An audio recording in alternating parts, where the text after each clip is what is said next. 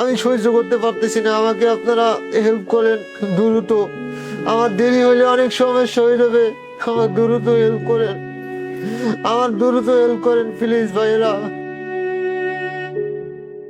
আমরা নিজেরাও কষ্ট পাচ্ছি তার চেহারার দিকে দেখলে। সে চোখ দিয়ে ভালো করে দেখতে পাচ্ছে না, নাক দিয়ে নিঃশ্বাস নিতে পারছে না, এবং শরীরের মানে ব্লেড দিয়ে কেটে দিলে যেরকম ভাবে কষ্ট হয় ঠিক সেইরকম সে কষ্ট অনুভব করতেছে। সম্মানিত দর্শক, সে আপনাদের সাহায্য সহযোগিতার মাধ্যমে বাঁচতে চায়।